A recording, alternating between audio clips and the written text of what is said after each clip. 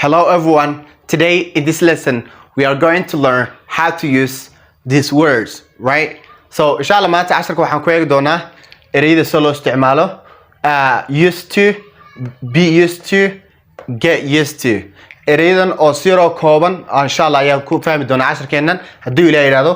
arday badan ayaa khalad ku sameeyay kuwan markay isticmaalaan xitaa qaar baba garanayba marka insha Allah maanta aan casharkan aanu jumlado ka sameynayo aanu soo loo isticmaalo ku sheef Soomaali marka aan iyo jumlado qurqurux badan oo ka sameynayo marka la isticmaalayo. All right, so okay, marka ugu horeysa used to aan eegno diidaas xogaa waa silent laguma dhawaaqo. Used to more than used to, like used to, right, ayaa loo isticmaalaa. Okay, kan hore bal tusaalaan haan eegno marka saddexdaba waa anigu xagan tusaalooyin ka sameynayo ayaan insha Allah ku eegnaa. Marka ugu horeyso kan haan eegno used to. Okay, I used to play football. Okay, horta ereyga used to see loo isticmaalaa ama micnihiisu muxuu ka dhigay ama goorma la isticmaalaa.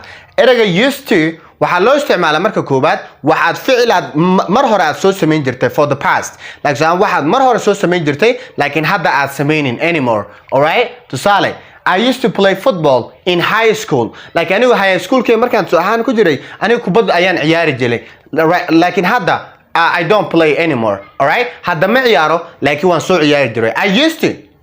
So qofka duu ku yiraahdo I used to play football waxay ka dhigan tahay kubad waan soo ciyaari jiray. Qofka daa ku tiraa hey, do you play football? I used to. waad ku oran kartaa I used to waxay ka dhigan tahay waan soo ciyaari jiray. I used to play football waan soo ciyaari jiray kubadda. You understand? marka used to waxay ka dhigan tahay waxaad ficil soo ahaan past aad ku soo sameyn jirtay ayaa loo isticmaalaa used to. I used to play football, bro. I used to play football. I used to drive a car. gaari waan wadi jiray.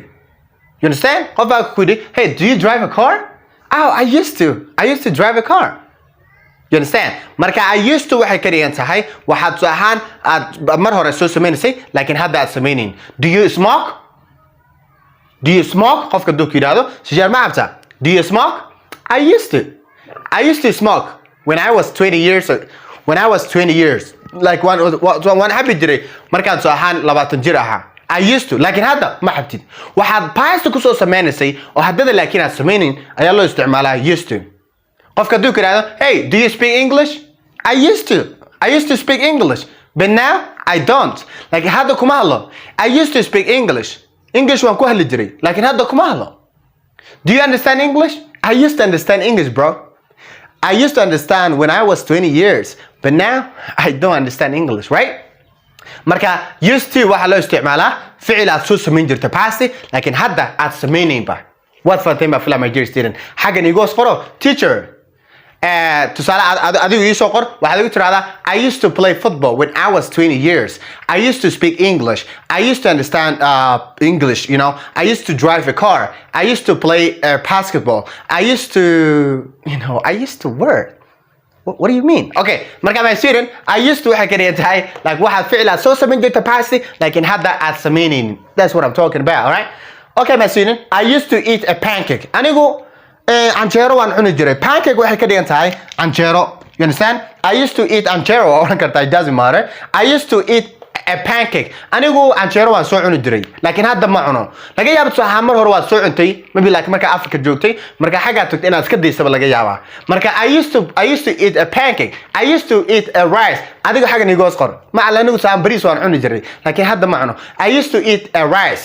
I used to eat a pizza. I used to eat marka kaliya I maaha. she, we, you, they, all of them saas baa loo isticmaalaa. You used to play football. My brother used to play football. My brother used to eat a pancake. My brother qof walba saan kaliya I waa tusaale weeyaan. I am ma oran kartid. All right, I am used to. No, you don't say that. ka waan u tagaynaa soo waan arki doonaa. I used to waxa loo isticmaalaa we used to, they used to, she used to, he used to.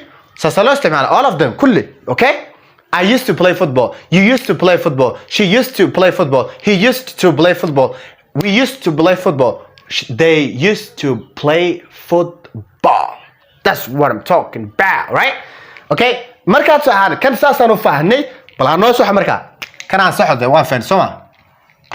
Okay, kaasaas loo isticmaalaa si fiican baad u fahantay ma fila maysiin haddaad fahantaan teacher thank you I understand very well just write it down intaa bay ku adagtahay soo qor okay amba iguma adka markaad saan video maalin kasta ku soo duubo adigana soo teacher thank you I understand very well bas aan ogaada inaad fahantay bas ama thank you ka reebo teacher I understand very well you understand just write it down if you can all right if you don't it doesn't matter no problem I don't need that okay I used to waan fahnay okay be used to maxay ka dhigan tahay okay be used to waxay ka dhigan tahay okay horta be du maxay ka dhigan tahay waa is waa are iyo am ayay ka dhigan tahay okay kan waxa lala isticmaalaa I am she is he is we are they are he is kulli waa isticmaali kartaa no problem all right okay I'm used to it now okay kan muxuu ka dhigan yahay kan wuxuu ka dhigay tusaale qofka duu ku yiraahdo like do you speak English qofka duu ku yiraahdo oh are you speaking English tusaale duu ku yiraahdo kale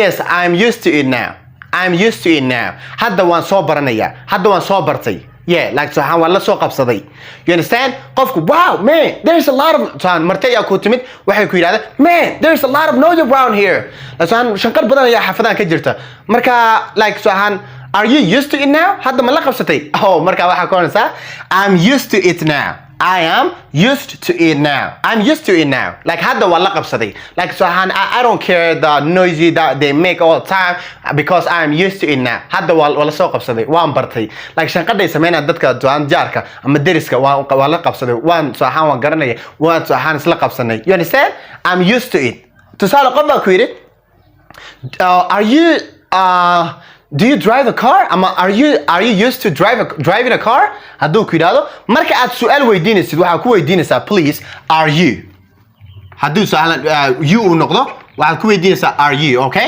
are you haduu su'aan is she noqdo is she weeyaan okay marka su'aan are you used to driving a car gaariga ma la soo qabsatay su'aan inaad marka waxa ku oranaysaa yes I'm used to it now Yes, I'm used to driving a car. Ha gaarigo waan bartay, waan la qabsaday. Like so markii kugu adka, but now I used to it now. Kan soo ahani kan wayba kala duwan yihiin ba. Kan waxa loo isticmaalaa waxa pass ku soo sameeysay, kan waxa loo isticmaalaa waxa la qabsatay, waxaad baratay. You understand? Hey, how's your new job?